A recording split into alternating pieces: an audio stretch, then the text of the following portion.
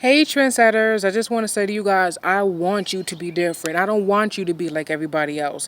When we were younger, we wanted to fit in the crowd. We wanted to be like everybody else. But now that I'm about to turn 20, I am just now starting to really realize how important it is to not be like everybody else. I made a video like 5 years ago and I said people want an original copy.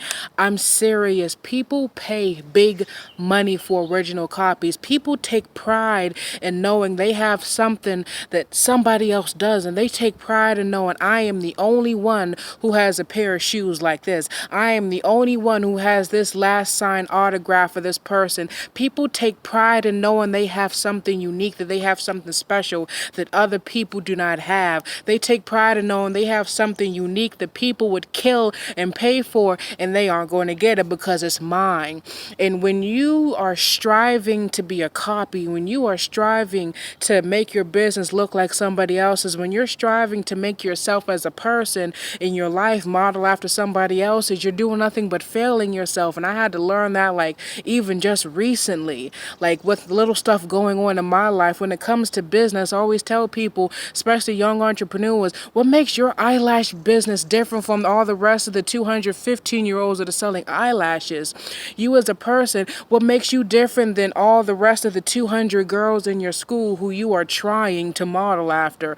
The girls and the guys in your school who you want to be. Why would you want to copy off of somebody else? Because when you get older, or the people you like get older, after a while your taste buds change. Your things in life and the things that you want and your desires change after a while. I've been eating McDonald's for 20 years. I want something different. I want to see what else is out there. Okay, I've been hanging around these same girls in my neighborhood for the past 5 years. What other kind of girl is out there? Is there any other girls out there that got something in their brain? Because I'm tired of the girls in this stupid neighborhood.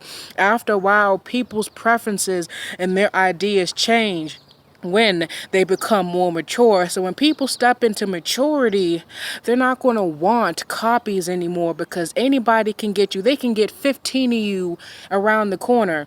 They can get a bunch of eyelashes and lip glosses, hair, makeup, whatever else you sell with 15 other teen entrepreneurs that are on LinkedIn, that are on Instagram or whatever. So you have to strive to be different, because what makes you irreplaceable is the fact that you're unique. And if you just happen to like, okay, so what, I sell body scrubs like other people, so what, I sell makeup and I do hair like other people, that's fine. But my challenge to you is to find a way to make your business unique. I want you to find a way to make what you do, what you sell, how you speak different from other people's, because that is what's going to make you money. That is what's going to get people in your corner, because people are going to look at you, they're going to be like, wow, there is nobody else like him out there in the market. There is nobody else out there like her in the world. I've eaten a lot of cupcakes in all 50 years of my life. I have never seen a bakery like hers. I want her.